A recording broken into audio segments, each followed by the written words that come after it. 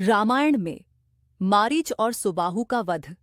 दूसरे दिन ब्राह्म मुहूर्त में उठकर तथा नित्य कर्म और संध्या उपासना आदि निवृत्त होकर राम और लक्ष्मण गुरु विश्वामित्र के पास जाकर बोले, गुरुदेव, कृपा करके हमें यह बताइए कि राक्षस यज्ञ में विघ्न डालने के लिए किस समय आते हैं।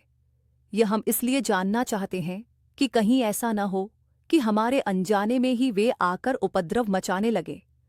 दशरथ के वीर पुत्रों के इन उत्साह भरे इन वचनों को सुनकर वहां पर उपस्थित समस्त आर्षमुनि अत्यंत प्रसन्न हुए और बोले, हे रघुकुल भूषण राजकुमारों, यज्ञ की रक्षा करने के लिए तुमको आज से 6 दिनों तथा रात्रियों तक पूर्ण रूप से सावधान मुद्रा में और सजग रहना होगा। इन 6 दिनों में विश्वामित्र जी मौन होकर यज्ञ करेंगे। इस समय भी वे तुम्हारे किसी भी प्रश्न का उत्तर नहीं देंगे, क्योंकि वे यज्ञ की दीक्षा ले चुके हैं।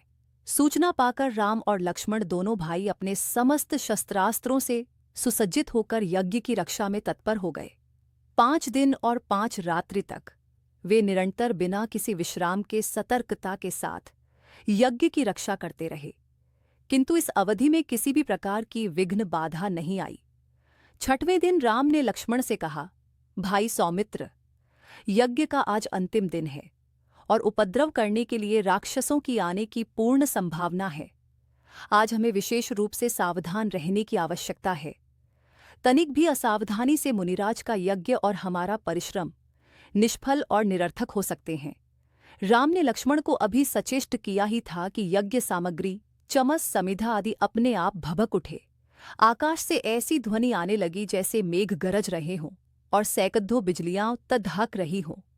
इसके पश्चात मारीच और सुबाहु की राक्षसी सेना रक्त, मांस, मज्जा, अस्थियों आदि की वर्षा करने लगी। रक्त गिरते देखकर राम ने उपद्रवकारियों पर एक खोजपूर्ण दृष्टि डाली।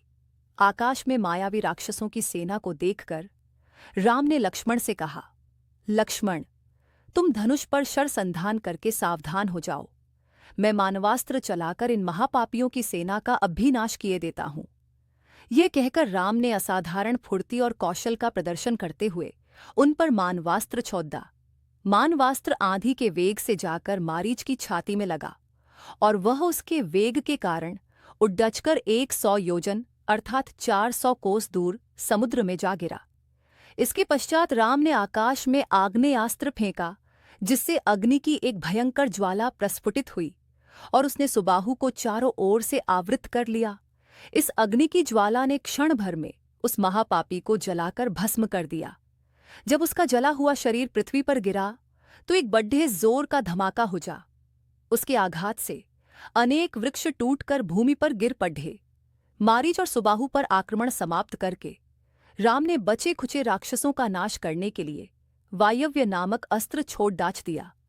उस अस्त्र के प्रहार से राक्षसों की विशाल सेना के वीर मर मरकर ओलों की भांति भूमि पर गिरने लगे। इस प्रकार थोड़े ही समय में संपूर्ण राक्षसी सेना का नाश हो गया। चारों ओर राम की जय जयकार होने लगी तथा पुष्पों की वर्षा होने लगी। निर्विघ्न यज्ञ समाप्त करके मुनि विश्वामित्र यज्ञ वेदी से उठे और राम को हृदय से लगाकर बोले, हे रघुकुल कमल, तुम्हारे भूबजल के प्रताप और युद्ध कौशल से आज मेरा यज्ञ सफल हुआ।